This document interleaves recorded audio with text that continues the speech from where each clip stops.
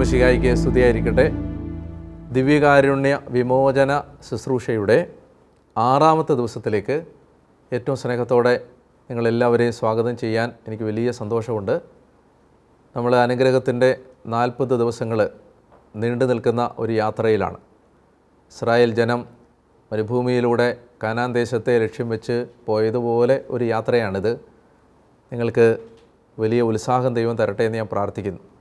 ഒരു 4-5 ദിവസങ്ങൾ കഴിയുമ്പോൾ നമ്മുടെ തീഷ്ണത പോകാൻ സാധ്യതയുണ്ട്. അതുകൊണ്ട് നിങ്ങൾ ഓരോ ദിവസവും രാത്രി ഉറങ്ങുന്നതിന് മുമ്പ് കർത്താവിനോട് പ്രാർത്ഥിക്കണം. ദൈവമേ, നാളെ ഈ 40 ദിവസത്തെ എൻ്റെ പ്രാർത്ഥന മുടങ്ങാതിരിക്കാൻ, ഞാൻ ചെയ്യണമെന്ന് ദൈവം ആഗ്രഹിക്കുന്ന കാര്യങ്ങളൊക്കെ മുടങ്ങാതെ ചെയ്യാൻ എന്നെ സഹായിക്കണമേ എന്ന് പ്രാർത്ഥിച്ച് നിങ്ങൾ തീഷ്ണതയോടെ കിടക്കണം. അതുപോലെ തന്നെ ഈ എപ്പിസോഡ് നിങ്ങൾ ഒരു പ്രാവശ്യമോ ഒന്നിലധികം പ്രാവശ്യമോ കാണണം. അങ്ങനെ ആ കൃപയിൽ, പ്രത്യേകിച്ച് ആരാധനയിൽ ഒരാശീർവാദം എല്ലാ ദിവസവും ഉണ്ട്. ആ ആശീർവാദം സ്വീകരിച്ച് നമുക്ക് വലിയ കൃപയിൽ ഈ 40 ദിവസത്തെ പ്രാർത്ഥന പൂർത്തിയാക്കണം. സെപ്റ്റംബർ മാസം 8-ാം തീയതി നമുക്കൊരു വലിയ അനുഗ്രഹത്തിൻ്റെ വാതിൽ തുറക്കപ്പെടും. പ്രത്യേകിച്ച് നമുക്കറിയാം, ഒരു സ്പിരിച്വൽ അപ്ഡേറ്റ് നടക്കും. നമ്മുടെ ആത്മീയ റാങ്ക് ദൈവം വർദ്ധിപ്പിച്ചു തരും. വലിയ കൃപകൾക്ക് വേണ്ടി നമ്മുടെ ദൈവം നമ്മുടെ ഹൃദയത്തെയും കുടുംബത്തെയും തുറന്ന് തരികയും ചെയ്യും. അപ്പോൾ അത് ഓർമ്മിപ്പിക്കുന്നു. നമുക്ക് ഈ 6-ാം ദിവസത്തെ ചിന്തയ്ക്ക് വേണ്ടി ഞാൻ എടുക്കുന്നത് ഉൽപ്പത്തി പുസ്തകത്തിൻ്റെ 14-ാം അധ്യായത്തിൽ 17 മുതലുള്ള വാക്യങ്ങളാണ്. ഉൽപ്പത്തി 14-17 മുതലുള്ള വാക്യങ്ങൾ. കെദോർ ലവോമറെയും കൂടെയുണ്ടായിരുന്നവരെയും തോൽപ്പിച്ചു മടങ്ങി വന്ന അബ്രാമിനെ എതിരേൽക്കാൻ സോദോം രാജാവിൻ്റെ താഴ്വര എന്നറിയപ്പെടുന്ന ഷാവേ താഴ്വരയിലേക്ക് ചെന്നു. സാലേം രാജാവായ മെൽക്കിസദേക്ക് അപ്പവും വീഞ്ഞും കൊണ്ടുവന്നു. അത്യുന്നതനായ ദൈവത്തിൻ്റെ പുരോഹിതനായിരുന്നു അവൻ അബ്രാമിനെ ആശീർവദിച്ചുകൊണ്ട് പറഞ്ഞു, ആകാശത്തിൻ്റെയും ഭൂമിയുടെയും നാഥനായ അത്യുന്നത ദൈവത്തിൻ്റെ കൃപാകടാക്ഷം നിൻ്റെ മേൽ ഉണ്ടാകട്ടെ. ശത്രുക്കളെ നിൻ്റെ കയ്യിൽ ഏൽപ്പിച്ചു തന്ന അത്യുന്നതനായ ദൈവം അനുഗ്രഹീതൻ. അബ്രാം എല്ലാറ്റിൻ്റെയും ദശാംശം അവന് കൊടുത്തു. ബൈബിളിൽ നമ്മൾ അബ്രാമിൻ്റെ ജീവിത കഥ വായിച്ചു പോകുമ്പോൾ വായനക്കാരൻ ഒരല്പം ആശങ്കയോടെ തട്ടി നിൽക്കുന്നൊരു ഭാഗമാണ് എവിടെ നിന്നെന്നറിയാതെ ഈ കഥയിലേക്ക് കയറി വരുന്ന മൽക്കിസദേക്ക് എന്ന കഥാപാത്രം. ഈ മൽക്കിസദേക്കിന് ഈ കഥയിലുള്ള പ്രാധാന്യത്തെയും മനസ്സിലാക്കുന്നതിന് വേണ്ടി നമ്മൾ വിശുദ്ധ കുർബാനയുമായി ബന്ധപ്പെട്ടും ആത്മീയതയുമായി ബന്ധപ്പെട്ടും മനസ്സിലാക്കേണ്ട ഒരു കോൺസെപ്റ്റ് ഞാനൊന്ന് വിശദീകരിക്കുകയാണ്. അതാണ് ബ്ലെസ്സിങ് എന്ന് പറയുന്ന കോൺസെപ്റ്റ്, ആശീർവാദം. ഇത് നമ്മുടെ ഒരു ക്രിസ്ത്യൻ സ്പിരിച്വാലിറ്റിയിലെ വളരെ പ്രധാനപ്പെട്ട ഒരു ആശയമാണിത്. എന്താണ് ആശീർവാദം? അത് ദൈവത്തിൽ നിന്ന് മനുഷ്യൻ്റെ കരങ്ങളിലൂടെ മറ്റ് മനുഷ്യരിലേക്ക് കൈമാറപ്പെടുന്ന ദൈവാനുഗ്രഹങ്ങളുടെ പേരാണ് ആശീർവാദം, ബ്ലെസ്സിങ്. അത് ദൈവത്തിൽ നിന്ന് നേരിട്ടല്ല മനുഷ്യനിലേക്ക് വരുന്നത്.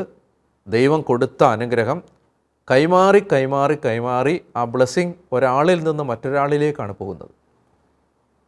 അങ്ങനെ ഒരു പാറ്റേണാണ് ബൈബിൾ സൂക്ഷിക്കുന്നത്. ഞാൻ പെട്ടെന്ന് അതിനെക്കുറിച്ച് വേഗത്തിലൊന്ന് ഓടിച്ച് പറയാം. ആദ്യമായി ഈ അനുഗ്രഹം ദൈവത്തിൽ നിന്ന് നേരിട്ട് വാങ്ങുന്നത് ആദമാണ്. ആദത്തോട് ദൈവം സംസാരിക്കുന്ന, അല്ലെങ്കിൽ മനുഷ്യനോട് ദൈവം സംസാരിക്കുന്ന ആദ്യത്തെ വാക്യമായി ബൈബിളിൽ രേഖപ്പെടുത്തിയിട്ടുള്ളത് അവരെ ദൈവം ഇങ്ങനെ അനുഗ്രഹിച്ചു എന്ന് പറഞ്ഞിട്ടാണ്, ബ്ലെസ്ഡ് എന്ന് പറഞ്ഞിട്ടാണ്.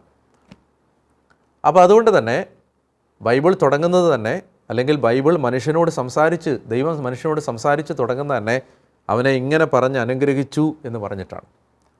അപ്പോൾ ആദം ദൈവത്തിൽ നിന്ന് ഈ ബ്ലെസ്സിങ്, ആശീർവാദം പ്രാപിച്ചു. ഇനി ആദത്തിൽ നിന്ന് അത് ആബേലിലേക്കും, ആബേലിൻ്റെ മരണത്തിന് ശേഷം ആദത്തിൽ നിന്ന് സേത്തിലേക്കും ഈ ആശീർവാദം കൈമാറപ്പെട്ടു. സേത്തിൽ നിന്ന്, സേത്തിൻ്റെ പരമ്പര നമുക്കറിയാം, ഹെനോക്ക്, അതുപോലെ തന്നെ ലാമക്ക്, പിന്നീട് മെത്തുശലേഹ്, നോഹയിലേക്ക് അതിങ്ങനെ കൈമാറപ്പെട്ടു. നോഹയിൽ നിന്ന് നോഹയുടെ മൂത്ത മകനായ ഷേമിലേക്ക് ഈ അനുഗ്രഹം കൈമാറപ്പെട്ടു. അങ്ങനെ ദൈവത്തിൽ നിന്ന് വന്ന ഈ ബ്ലെസ്സിങ് തലമുറയായി കൈമാറപ്പെട്ടു വന്നപ്പോൾ ഇപ്പോൾ നമ്മൾ എത്തി നിൽക്കുന്ന കഥാപാത്രം അബ്രാഹമാണ്. അബ്രാഹത്തിൻ്റെ ജീവിതം സൂക്ഷ്മതയോടെ വായിക്കുമ്പോൾ ബൈബിൾ വായനക്കാരനൊരു സത്യം മനസ്സിലാവും. അബ്രാമിന് ഈ അനുഗ്രഹം കൈമാറി കിട്ടിയിട്ടില്ല എന്ന് ഞാൻ പറയുന്നതിൻ്റെ കാരണം, ജോഷുവയുടെ പുസ്തകത്തിൽ നമ്മൾ പെട്ടെന്ന് വായിച്ചു പോകുമ്പോൾ ശ്രദ്ധിക്കാതെ പോകാൻ സാധ്യതയുള്ളൊരു വാക്യമുണ്ട്. ജോഷുവ 24 വാക്യം 2.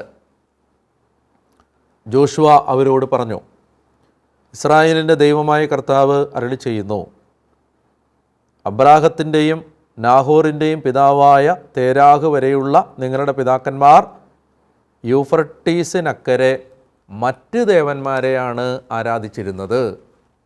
അതായത് ഷേമിൻ്റെ കാലശേഷം പിന്നീട് അബ്രാമിൻ്റെ അപ്പൻ, വല്യപ്പൻ തുടങ്ങിയ ആളുകളെല്ലാം തന്നെ യൂഫ്രട്ടീസിനക്കരെ ബാബിലോണിൽ മറ്റ് ദേവന്മാരെയാണ് ആരാധിച്ചിരുന്നത്.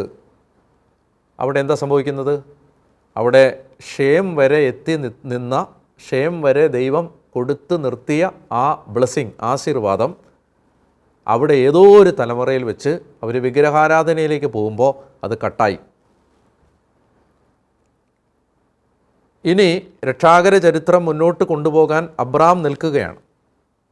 അബ്രാം നിൽക്കുമ്പോൾ അബ്രാം നിൽക്കുന്നത് ഈ അനുഗ്രഹം ഇല്ലാതെയാണ്. അബ്രാം ദൈവം പറഞ്ഞ് കേട്ട് വന്നു, കനാൻ ദേശത്തേക്കുള്ള യാത്രയൊക്കെ വന്നു, എങ്കിലും ഈ ബ്ലെസ്സിങ് ലൈൻ മുറിഞ്ഞിട്ടുണ്ട്. വിഗ്രഹാരാധന നടത്തിയത് വഴി യഹോവയായ ദൈവത്തിൽ നിന്നുള്ള അനുഗ്രഹം മുറിഞ്ഞുപോയി, വിഗ്രഹങ്ങളിലേക്ക് തിരിഞ്ഞു. ഇവിടെ മൽക്കീസദേക്കിൻ്റെ കഥയിലെ സാങ്കത്യം, ഇവിടെ മുറിഞ്ഞുപോയ ഈ ആശീർവാദം അബ്രാമിന് തിരിച്ചു കൊടുക്കാനാണ് മൽക്കീസദേക്ക് വരുന്നത്. അതുകൊണ്ട് യഹൂദ പണ്ഡിതന്മാർ ഈ ഭാഗം വ്യാഖ്യാനിക്കുമ്പോൾ പലരും അഭിപ്രായപ്പെട്ടിട്ടുണ്ട്, ഒന്നുകിൽ ഇത് ഷേമോ, നോഹയുടെ മകനായ ഷേമോ, ഷേമിൻ്റെ സന്താനങ്ങളിൽ ആരെങ്കിലുമോ ആയിരുന്നിരിക്കണം മൽക്കീസദേക്ക് എന്ന ഒരഭിപ്രായം ബൈബിൾ പണ്ഡിതന്മാരുടെ ഇടയിലുണ്ട്. എന്ന് പറഞ്ഞാൽ തലമുറയായി ദൈവം പകർന്നു കൊടുത്ത ആ അനുഗ്രഹം അബ്രാമിന് റീഇൻസ്റ്റേറ്റ് ചെയ്യുന്നതിന് ദൈവം നിയോഗിച്ച ഷേമിൻ്റെ പരമ്പരയിൽപ്പെട്ട ആരെങ്കിലുമോ ഒരാളാണ് മൽക്കീസദേക്ക്. അങ്ങനെയാണെങ്കിൽ വളരെ ശ്രദ്ധിച്ച് മനസ്സിലാക്കണം, അബ്രാമിന് ദൈവത്തിൽ നിന്നുള്ള ആശീർവാദം മൽക്കീസദേക്ക് തിരിച്ചു കൊടുക്കാൻ പോവാണ്. അയാൾ തിരിച്ചു കൊടുത്തത് എങ്ങനെയാണ്? നമ്മൾ വായിക്കുന്നത് എങ്ങനെയാണ്? സാലേം രാജാവായ മൽക്കീസദേക്ക് അപ്പവും വീഞ്ഞും കൊണ്ടുവന്നു. എങ്ങനെയാണ് ഈ അനുഗ്രഹം റീഇൻസ്റ്റേറ്റ് ചെയ്യുന്നത്? ചുമ്മാ വന്നിട്ട് തലയൊക്കെ വെച്ച് അനുഗ്രഹിക്കുകയല്ല. അപ്പവും വീഞ്ഞും കൊണ്ടുവന്നു എന്ന് പറഞ്ഞാൽ തൊട്ടടുത്ത വാക്യത്തിൽ പറയുന്നുണ്ട്, അവൻ അത്യുന്നതനായ ദൈവത്തിൻ്റെ പുരോഹിതനായിരുന്നു. ഈ 2 വാക്യങ്ങൾ കൂട്ടിച്ചേർത്ത് വായിച്ചാൽ ഈ പുരോഹിതൻ അപ്പവും വീഞ്ഞും കൊണ്ടുവന്ന് വെറുതെ ഇങ്ങനെ കാണിക്കുകയല്ല, അവൻ അവിടെ ഒരു ബലിപീഠം പണിത് അവിടെ അപ്പവും വീഞ്ഞും കാഴ്ചവെച്ചു. ആ ബലി നടത്തിയിട്ട് അബ്രാമിനെ അനുഗ്രഹിച്ചു. തലമുറകൾ അല്ലെങ്കിൽ പൂർവികർ കളഞ്ഞു കുളിച്ച, നഷ്ടപ്പെടുത്തിയ അനുഗ്രഹം അബ്രാമിന് മൽക്കീസദേക്ക് എന്ന പുരോഹിതൻ തിരിച്ചു കൊടുക്കുന്നത് അപ്പവും വീഞ്ഞും ബലിയർപ്പിച്ചിട്ടാണ്, ബലിപീഠം പണിതിട്ടാണ്, വെറുതെ അല്ല. അപ്പോൾ നമ്മൾ ഇതിൽ നിന്ന് മനസ്സിലാക്കേണ്ട ഏറ്റവും വലിയ പാഠം എന്ന് പറയുന്നത്, നമ്മുടെ ജീവിതത്തിൽ നമ്മുടെ പൂർവികർ, നമ്മുടെ മാതാപിതാക്കൾ, ആൻസസ്റ്റേഴ്സ് കളഞ്ഞു കുളിച്ച ദൈവകൃപകൾ നമ്മൾ തിരിച്ചു പ്രാപിക്കേണ്ടത് ബലിപീഠങ്ങളിലൂടെയാണ്, ബലിയർപ്പിച്ചുകൊണ്ടാണ്. മൽക്കീസദേക്ക് പുരോഹിതനാണ്. ഞാൻ അതിനെക്കുറിച്ച് ഒരു വാക്കുകൂടി പറയാം. നമുക്കറിയാം, ബൈബിളിൽ 2 ലൈൻ ഓഫ് പ്രീസ്റ്റ്ഹുഡ് ഉണ്ട്. പൗരോഹിത്യത്തിൻ്റെ 2 കൈവഴികൾ ബൈബിളിലുണ്ട്. ഒന്നാമത്തേത് ആദ്യജാതന്മാരുടെ പൗരോഹിത്യം, priesthood of the first bone എന്ന് പറഞ്ഞാൽ എന്താണ്? ബൈബിളിലെ ആദ്യജാതന്മാർ മൂത്ത മകനിൽ നിന്ന്, അപ്പനിൽ നിന്ന് മൂത്ത മകനിലേക്ക്, പിന്നീട് ആ അടുത്ത തലമുറയിലെ മൂത്ത മകനിലേക്ക്, ഇങ്ങനെ ഫസ്റ്റ് ബോൺ, അങ്ങനെ കൈമാറിപ്പോയ പൗരോഹിത്യം. ഓരോ കുടുംബത്തിലെയും പുരോഹിത ശുശ്രൂഷ ചെയ്യാനുള്ള ഉത്തരവാദിത്വം ഈ കുടുംബത്തിലെ മൂത്ത മകനായിരുന്നു. അതാണ് priesthood of the first bone. മരുഭൂമിയിൽ വെച്ച് കാളക്കുട്ടിയെ ആരാധിച്ച് കഴിയുമ്പോൾ മുതൽ ഈ ആദ്യത്തെ പൗരോഹിത്യം ഇല്ലാതാവും. പകരം ലേവ്യ പൗരോഹിത്യം, രണ്ടാമത്തേത് ലെവിറ്റിക് പ്രീസ്റ്റ്ഹുഡ്, അത് ആരംഭിക്കും. പിന്നീട് സ്നാപക യോഹന്നാൻ്റെ കാലം വരെ ഈ ലേവ്യ പൗരോഹിത്യമുണ്ട്. സ്നാപക യോഹന്നാൻ യേശുവിന് ജ്ഞാനസ്നാനം കൊടുക്കുമ്പോൾ പൗരസ്ത്യ സുറിയാനി ആരാധനാ പാരമ്പര്യങ്ങളിൽ ഇങ്ങനെയൊരു കാഴ്ചപ്പാടുണ്ട്. യോഹന്നാൻ യേശുവിന് ആ പഴയ നിയമ പൗരോഹിത്യം, ലെവിറ്റിക്കൽ പ്രീസ്റ്റ്ഹുഡ് തിരിച്ചേൽപ്പിച്ചു എന്ന്.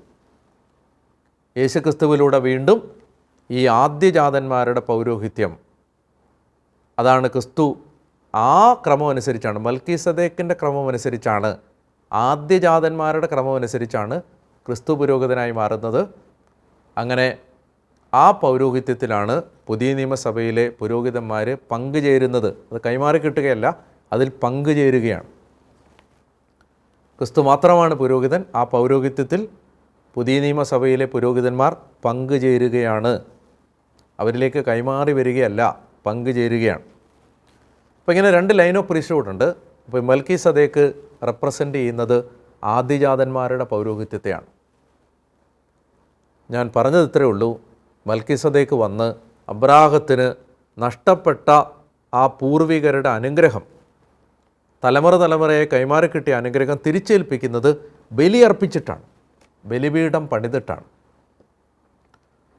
അപ്പോൾ അതുകൊണ്ട് നമ്മുടെയൊക്കെ കുടുംബങ്ങളിൽ നിങ്ങൾ ചിന്തിക്കുകയാണ്, നിങ്ങൾക്ക് പൂർവികരുടെ അനുഗ്രഹം ഇല്ല, അല്ലെങ്കിൽ നിങ്ങളുടെ പൂർവികരാരെങ്കിലും കൊലപാതകം ചെയ്തിട്ടുണ്ട്, കുടുംബങ്ങൾ നശിപ്പിച്ചിട്ടുണ്ട്, അല്ലെങ്കിൽ സാമ്പത്തികമായ അനീതി കാണിച്ചിട്ടുണ്ട്, നിരപരാധികളുടെ കണ്ണുനീര് ഭൂമിയിൽ വീഴുന്നതിന് നിങ്ങളുടെ പൂർവികർ കാരണമായിട്ടുണ്ട്, അല്ലെങ്കിൽ നിങ്ങളുടെ പൂർവികർ വിഗ്രഹാരാധകരായിരുന്നു, അന്ധവിശ്വാസികളായിരുന്നു, ഇങ്ങനെ ഏതെങ്കിലും തരത്തിൽ ചിന്തിക്കുന്നുണ്ട്, അതിൻ്റെ അനുഗ്രഹത്തിൻ്റെ തടസ്സം നമ്മുടെ കുടുംബത്തിലുണ്ടെങ്കിൽ എന്താണ് പോംവഴി?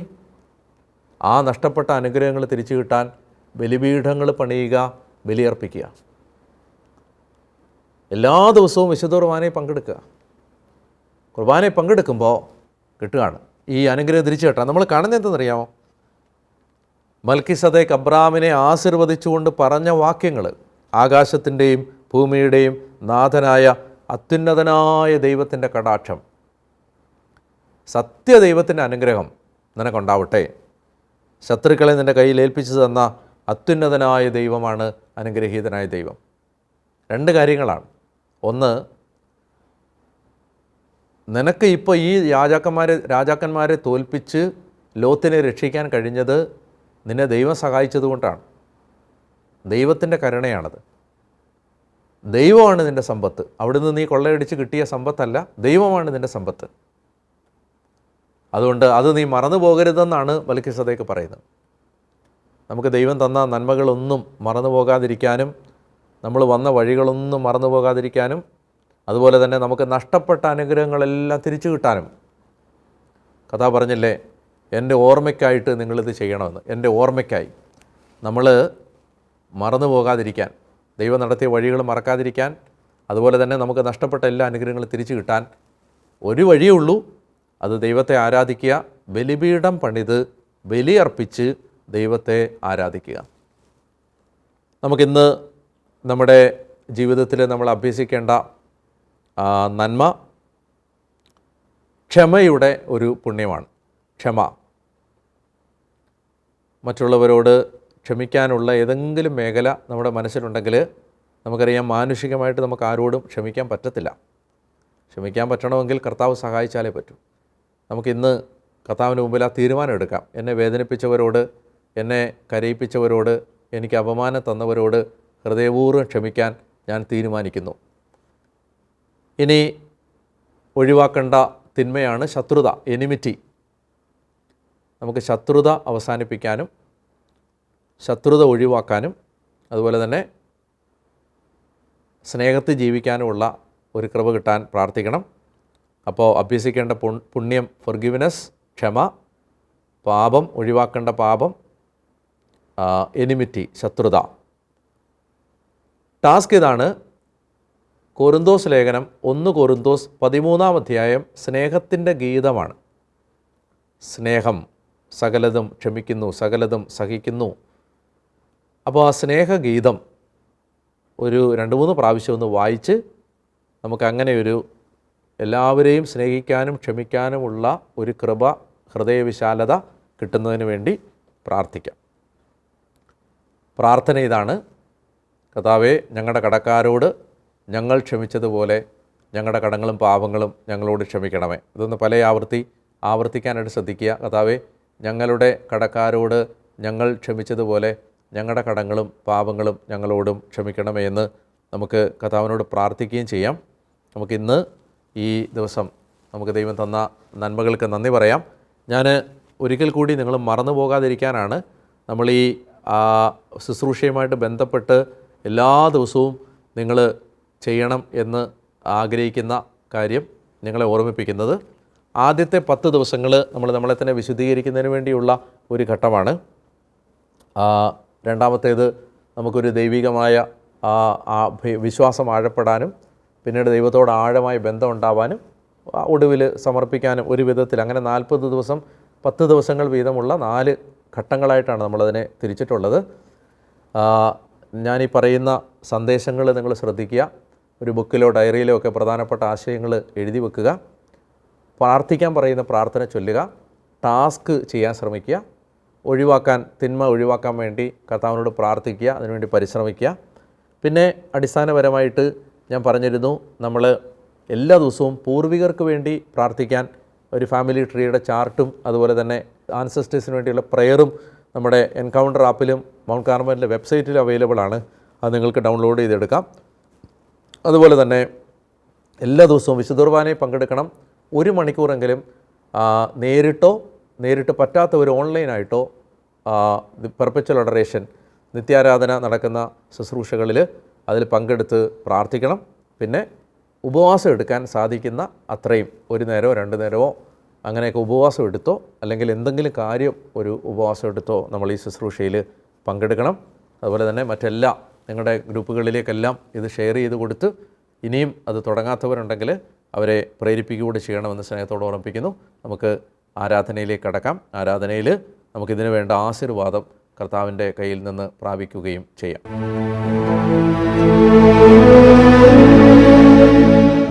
പരിശുദ്ധ പരമ ദിവ്യകാരുണ്യേശോയ്ക്ക് നേരവും ആരാധനയും സ്തുതിയും പുകഴ്ചയും ഉണ്ടായിരിക്കട്ടെ.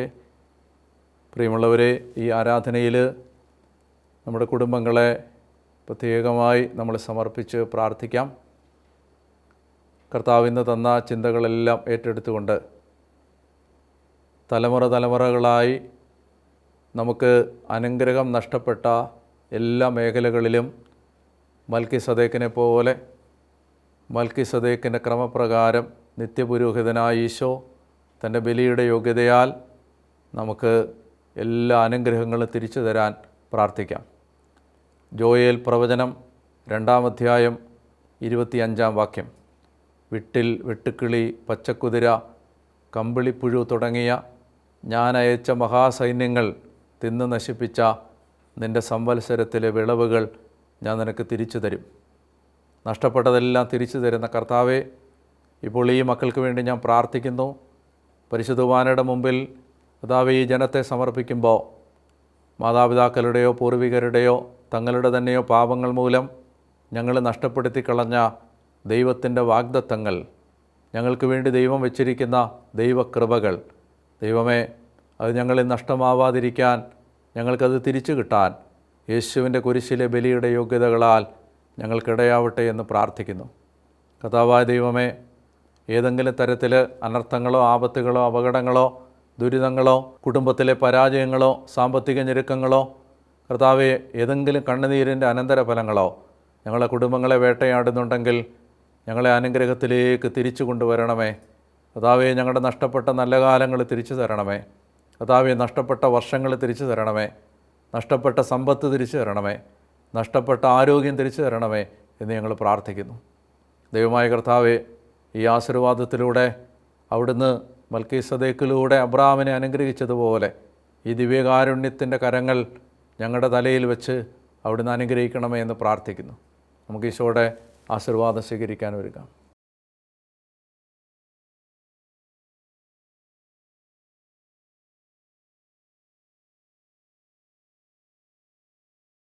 സർവശക്തനായ ദൈവം നിങ്ങളെയും നിങ്ങളുടെ കുടുംബങ്ങളെയും ആശീർവദിച്ച് അനുഗ്രഹിക്കട്ടെ. നിങ്ങൾക്ക് നഷ്ടപ്പെട്ടതെല്ലാം കർത്താവിൻ്റെ ഈ ആശീർവാദം നിങ്ങൾക്ക് തിരിച്ചു തരട്ടെ. സന്തോഷവും സമാധാനവും ആരോഗ്യവും അഭിവൃദ്ധിയും നഷ്ടപ്പെട്ട നിങ്ങളുടെ ജീവിതത്തെ കർത്താവ് പുനഃസ്ഥാപിച്ച് കർത്താവിൻ്റെ മുമ്പിൽ പ്രസാദകരമായ ഒരു ജീവിതമാക്കി മാറ്റട്ടെ. സകല നന്മകളാലും അനുഗ്രഹങ്ങളാലും ദൈവം നിങ്ങളുടെ കുടുംബത്തെ പണിതുയർത്തട്ടെ. നിങ്ങൾക്ക് നഷ്ടപ്പെട്ട ആരോഗ്യം ദൈവം തിരിച്ചു തരട്ടെ. നിങ്ങളുടെ ജീവിതം അനേകർക്ക് അനുഗ്രഹമായി മാറത്തക്ക വിധം ദൈവം നിങ്ങളെ ഉയർത്തട്ടെ. തലമുറകളായി നിങ്ങളുടെ കുടുംബങ്ങളിൽ ഏതെങ്കിലും നന്മകൾ തടഞ്ഞു വെക്കപ്പെട്ടിട്ടുണ്ടെങ്കിൽ യേശുവിൻ്റെ നാമത്തിൽ അത് നിങ്ങൾക്ക് തിരിച്ചു കിട്ടട്ടെ. കർത്താവായ യേശു വീണ്ടും നിങ്ങളെ പുനഃസ്ഥാപിച്ച് തലമുറകളായുണ്ടായ വിനാശങ്ങൾ പരിഹരിക്കട്ടെ. കർത്താവായ യേശുവിൻ്റെ ശരീരരക്തങ്ങളുടെ യോഗ്യതകളാൽ തന്നെ. ആമേൻ. പരിശുദ്ധ പരമദിവ്യകാരുണ്യ ഈശോയ്ക്ക് എന്നേരവും ആരാധനയും സ്തുതിയും പുകഴ്ചയും ഉണ്ടായിരിക്കട്ടെ.